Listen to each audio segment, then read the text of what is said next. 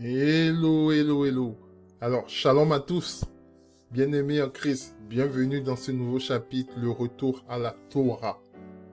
Alors, nous allons parler de connaître ton identité en Yeshua HaMashiach, Jésus-Christ. Alors, bien-aimés, qui sommes-nous en Christ? Quelle est ta véritable identité en Yeshua HaMashiach? Si vous vous souvenez, bien-aimés, dans le chapitre précédent, c'est-à-dire dans l'introduction, nous avons parlé de la Nouvelle Jérusalem céleste. Nous avons dit que à l'entrée de la Nouvelle Jérusalem céleste se trouvent 12 portes. Et les 12 portes représentent les 12 tribus d'Israël. Donc, pour pouvoir accéder à la Nouvelle Jérusalem céleste, il fallait passer par une porte, c'est-à-dire il fallait que nous faisions partie d'une tribu d'Israël. Comme Apocalypse 21, 12 le dit. Sur chaque porte était écrit le nom des 12 tribus d'Israël. Alors, comme l'apôtre Paul le disait dans Romains 11, que Israël est la racine et que nous devons être greffés à la racine qui est Israël. Alors, bien-aimés, qui sommes-nous réellement? Quelle est vraiment ton identité en Yahushua? Donc, nous allons essayer de parler de comprendre l'origine d'Israël. Pour pouvoir répondre à toutes ces questions, il faut comprendre qui est véritablement Israël. Donc, afin de comprendre qui est véritablement Israël, il faut qu'on reparte à la source, au tout début de la création, au début de l'histoire biblique, au commencement d'Israël. Comment est-ce que Israël a été créé et qui est... Je parle d'Israël biblique, ok? Et qui représente l'Israël biblique aujourd'hui. Alors, nous savons que tout est parti de la bénédiction, et que à part Abraham, tout est tout de la promesse, et d'Abraham, d'Isaac et de Jacob. Et à partir de Isaac, il y a une bénédiction, Isaac qui va bénir Jacob et qui va former Israël. Alors, comment cela s'est passé? Alors, il faut savoir qu'il y a Isaac qui avait deux fils, Ésaü et Jacob. Et donc, en principe, c'est le premier fils qui reçoit la bénédiction. Mais, qu'est-ce qui s'est passé? Il y a le premier fils, Ésaü, qui a vendu son droit d'aînesse à Jacob. Il est revenu des champs et il avait très faim.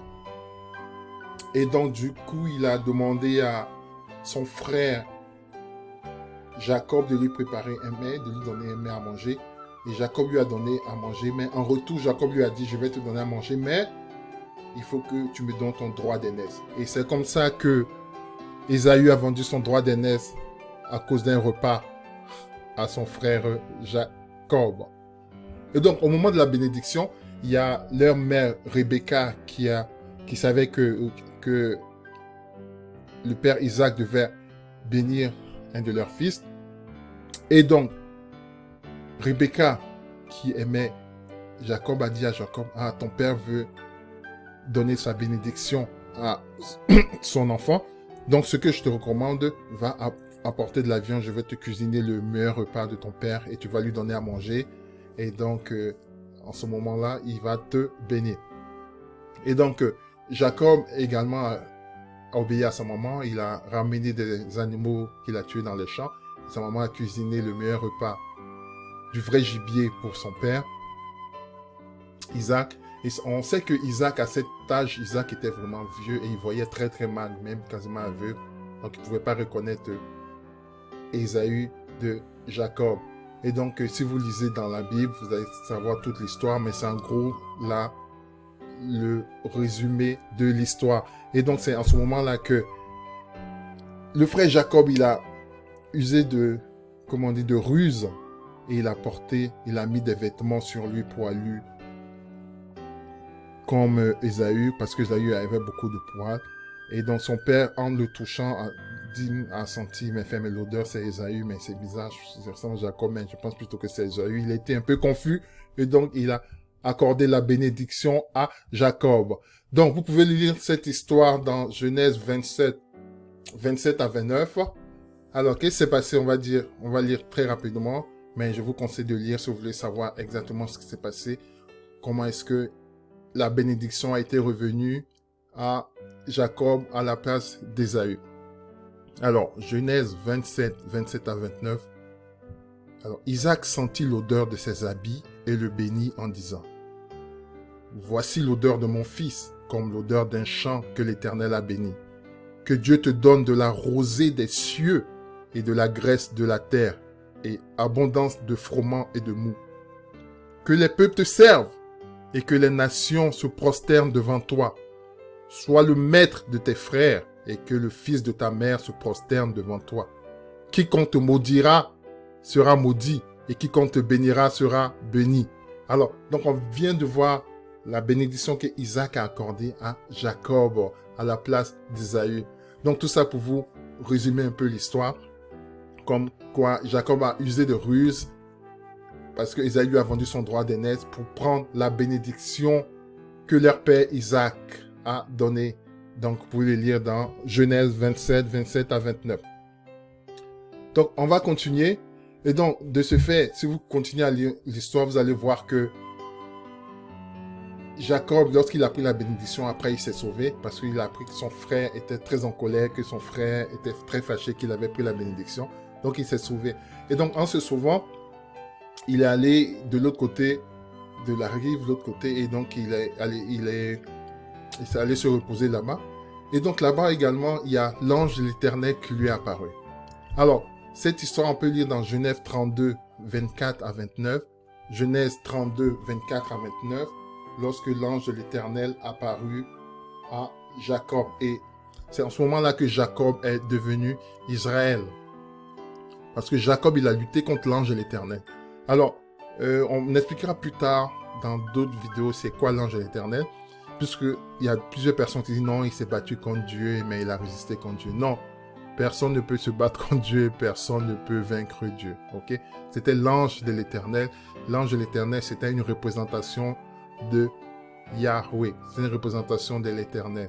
Ok? C'était une représentation, c'est-à-dire l'Éternel l'envoie, lui donne une mission à accomplir. C'est ça l'ange de l'Éternel. On expliquera plus tard l'ange de l'Éternel, qui est véritablement l'ange de l'Éternel. Quand on a plusieurs apparitions de l'ange de l'Éternel dans la Bible, et certaines personnes disent que oui, c'est Dieu, c'est Yeshua, ou c'est Jésus qui prend la forme de l'ange de l'Éternel. Non, l'ange de l'Éternel, c'est l'ange de l'Éternel. Mais là n'est pas le sujet pour l'instant. On parle de Jacob qui est devenu Israël. Alors, on va lire Genèse 32, 24 à 29. Or, Jacob restait seul. Un homme lutta avec lui jusqu'à ce que l'aube du jour fût levée. Et quand cet homme vit qu'il ne pouvait le vaincre, il toucha l'endroit de l'emboîture de sa hanche. Ainsi, l'emboîture de l'os de la hanche de Jacob fut démise quand l'homme lutta avec lui. Et cet homme lui dit, « Laisse-moi, car l'aube du jour est levée. » Mais il dit, « Je ne te laisserai point que tu m'aies béni. » Et cet homme lui dit, « Quel est ton nom ?» Il répondit, « Jacob. » Alors il dit, « Ton nom ne sera plus Jacob, mais Israël, car tu as été le maître en luttant avec Dieu et avec les hommes, et tu as été le plus fort. » Alors je répétais. Alors il dit, ton nom ne sera plus Jacob, mais Israël, car tu as été le maître en luttant avec Dieu et avec les hommes, et tu as été le plus fort. Comme je disais tantôt, c'était l'ange de l'Éternel ici avec lequel Jacob a lutté.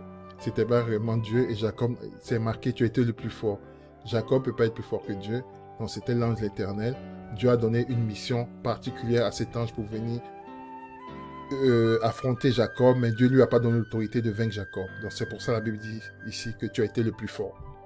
Et Jacob demanda en disant, je te prie, déclare-moi ton nom. Et il répondit, pourquoi demandes-tu mon nom? Et il le bénit là. Donc, il y a la lutte de Jacob contre Israël aussi, Jacob contre l'ange de l'Éternel. Jacob a été le plus fort, il a battu dans la lutte l'ange de l'Éternel. Il ne voulait pas le laisser partir. Il a dit, bénis-moi avant que tu ne partes. Et l'ange a changé son nom. L'ange dit, tu seras maintenant Israël. On t'appellera maintenant Israël. Et l'ange l'a béni et l'ange est reparti. Donc, c'est de là que vient le nom Israël. C'était le fils de Jacob. C'était Jacob qui a reçu la bénédiction déjà de son père Isaac, et après qui s'est sauvé, parce qu'il avait usé de ruse contre son frère Ésaü pour prendre le droit d'aînesse.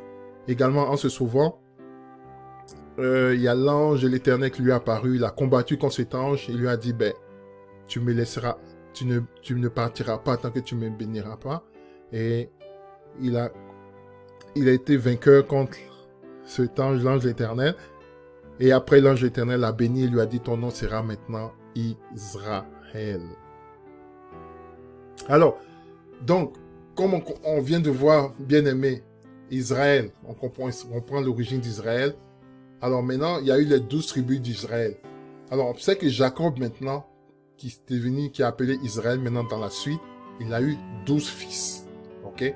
Maintenant, ça va être vraiment important. Il a eu 12 fils. Alors, on va lire qui ont formé les 12 tribus d'Israël. Alors, les 12 fils, il y avait Ruben, Siméon, Ephraïm, Juda, Dan, Naphtali, Gad, Asher, Issachar, Zébulun, Manassé et Benjamin. Ok? Ce sont les 12 fils qui ont formé les 12 tribus d'Israël. Alors, on peut le voir cela dans Genèse 49, 1. À partir de Genèse 49, on va lire. Puis Jacob appela ses fils et leur dit, assemblez-vous, et je vous déclarerai ce qui doit arriver au dernier jour.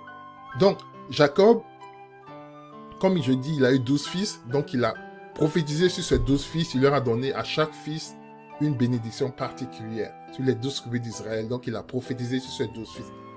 Donc, on le lit ici. Je répète, Jacob appela ses fils et leur dit, assemblez-vous, et je vous déclarerai ce qui doit arriver au dernier jour. Assemblez-vous, écoutez, fils de Jacob, écoutez, dis-je, Israël, votre père. Ruben, qui est mon premier-né, ma force, et le commencement de ma vigueur, qui excelle en dignité et qui excelle aussi en force.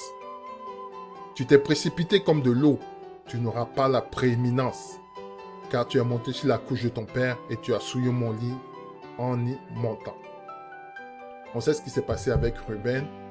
L'histoire, vous pouvez le relire, mais on ne va pas en parler là pour l'instant, ce n'est pas le sujet. Siméon et Lévi, frères, ont été des instruments de violence dans leur demeure. Que mon âme n'entre point en leurs conseils secrets, que ma gloire ne soit point jointe à leur compagnie, car ils ont tué les gens en leur colère et ont enlevé les bœufs pour leur plaisir. Maudite soit leur colère, car elle a été violente, et leur furie, car elle a été roide. Je les diviserai en Jacob, et je les disperserai en Israël. Alors, on continue.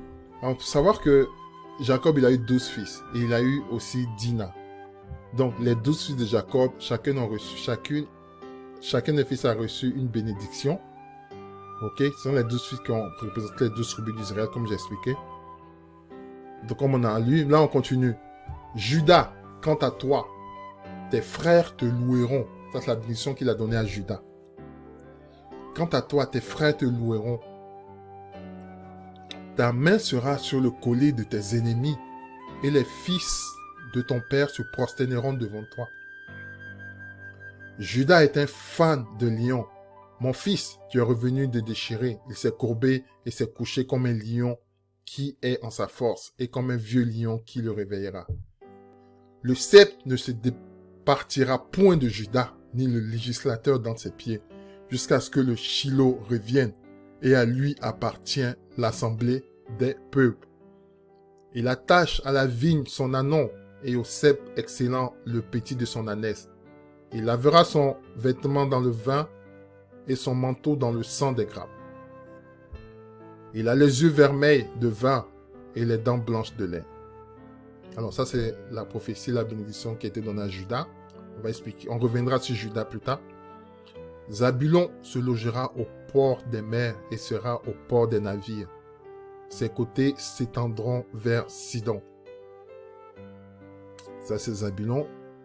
Tous les peuples qui vivent sur les côtes et tout, là. En général, ils viennent de la tribu de Zabulon. Mais bon.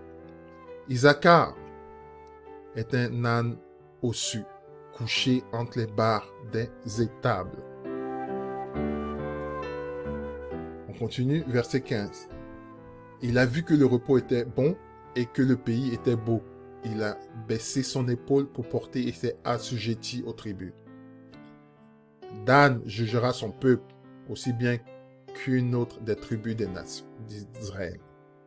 Dan sera un serpent sur le chemin et une couleuvre dans le sentier, mordant les pâturons du cheval, et celui qui le monte tombe à la renverse. Ô Éternel, j'ai attendu ton salut. Quant à Gad, des troupes viendront le ravager, mais il ravagera à la fin. Le pain excellent viendra d'Acher et il finira les délices royales. Nephtali est une biche lâchée et doit ses paroles qui ont de la grâce. Joseph est un rameau fertile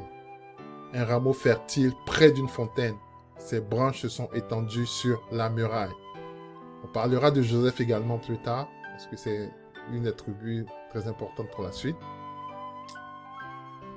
On l'a fâché amèrement, on a tiré contre lui, et les maîtres tireurs de flèches ont été ses ennemis. Mais son arc est demeuré en sa force, et les bras de ses mains se sont renforcés par la main puissante de Jacob, qu'il a aussi fait être le pasteur et la pierre d'Israël. Cela est procédé du Dieu fort de ton Père, lequel t'aidera, et du Tout-Puissant qui te comblera des bénédictions des cieux en haut, des bénédictions de l'abîme d'en bas et des bénédictions des mamelles et de la matrice. Les bénédictions de ton Père ont surpassé les bénédictions de ceux qui m'ont engendré. Jusqu'au bout des coteaux d'éternité, elles seront sur la tête de Jacob et sur le sommet de la tête du Nazaréen d'entre ses frères. Alors, très important ici, la bénédiction de Jacob. On comprendra plus tard, c'est une prophétie qui est sur Jacob, que lorsqu'on parlera de Jacob et d'Israël, on comprendra plus tard qui est vraiment Jacob. Benjamin est un loup qui déchirera. Le matin, il dévorera la proie, et sur le soir, il partagera le butin. Alors, bien-aimés, ce sont là les 12 tribus d'Israël, et c'est ce que leur père dit en les bénissant. Et il bénit chacun d'eux de la bénédiction qui lui était propre. Alors, bien-aimés, très important, on vient de voir qu'il y a eu 12 tribus en Israël. Il n'y a pas que la tribu de Juda, bien-aimés. Il y a eu 12 tribus d'Israël, comme on l'a dit, et chaque tribu a reçu une prophétie. Chaque tribu a reçu une bénédiction particulière, chaque tribu a reçu une prophétie. Et c'est ces 12 tribus d'Israël qui forment le peuple d'Israël. Ok? Alors, si on lit Exode 24, 4, lorsque le peuple était sur la montagne, le mont Sinaï, lorsque le peuple a reçu la bénédiction au mont Sinaï, ok, il y avait toutes les 12 tribus d'Israël qui étaient rassemblées. Donc, on va relire rapidement Exode 24, 4. Ô Moïse écrivit toutes les paroles de l'Éternel, et s'étant levé de bon matin, il bâtit un autel au bas de la montagne et dressa pour monument 12 pierres pour les 12 tribus d'Israël. Alors, bien aimé, on essaie de comprendre l'origine d'Israël et qui représente vraiment Israël. Ok? Donc, je répète, Exode 24, 4, vous pouvez relire sur le mont Sinaï. Lorsque la Torah a été donnée au mont Sinaï, la Torah a été donnée aux 12 tribus d'Israël. Il y avait, bien aimé, les 12 tribus d'Israël qui étaient bien au mont Sinaï. Lorsque j'ai reçu la bénédiction de Jacob, c'était 12 tribus d'Israël. Les 12 tribus étaient au mont Sinaï. C'est les 12 tribus qui ont reçu la bénédiction, qui forment le peuple de Dieu, qui forment ce qu'on appelle le peuple élu. C'est les 12 tribus qui représentent les 12 tribus d'Israël qui représentent le peuple élu. Ok? C'est les 12 qui ont reçu la Torah. Ok? Donc, alors ça, c'est juste un petit résumé. Vous prenez le temps, mettez une pause et puis essayez de comprendre un peu l'histoire. Comment est-ce que...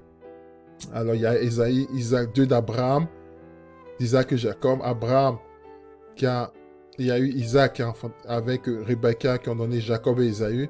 Et Jacob, la bénédiction est partie à Jacob et Jacob avec Léa. Il a eu ses enfants. Et Jacob avec la servante, il a eu Dan. Et Jacob avec 19 servantes, il a eu ça. Et Jacob avec Rachel a eu Joseph et Benjamin.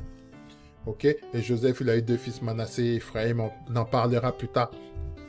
Ce qui est important, il faut savoir que actuellement en Israël, l'État, quand je parle d'Israël actuellement, je parle de l'État politique, l'État, comment dire, l'État d'Israël actuel est majoritairement formé par Juda, la tribu de Juda, les Juifs. Juda, c'est de Juda dont vient le mot juif. Donc c'est actuellement fondé par Juda et en majorité Benjamin.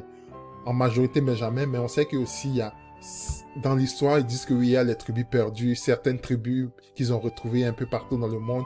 On en reparlera, qui reviennent de temps en temps en Israël ou qui trouvent un peu par-ci, par-là. Mais la majorité en Israël est formée de Juda et de Benjamin. Ok? Alors, bien aimé, moi je vais vous demander si Israël actuellement est fondé de Juda et Benjamin, alors que le peuple élu, le peuple de Dieu était basé de 12 tribus, où sont passées les 10 ou 11 autres tribus d'Israël? Le peuple hébraïque qui a reçu la Torah, où est passé ce peuple hébraïque? Ce peuple hébraïque, je parle de juif, c'est par extrapolation, les gens disent juif, parce que juif, ça représente la tribu de Juda, juif, Juda, ok? Maintenant, où est passé les autres tribus d'Israël? Où sont-ils passés les 11 tribus d'Israël? On sait qu'ils ont été dispersés parmi les nations, mais où sont-ils en ce moment? Qui représentent eux? C'est eux qui représentent actuellement le véritable peuple élu, le véritable peuple de Dieu qui a reçu la Torah.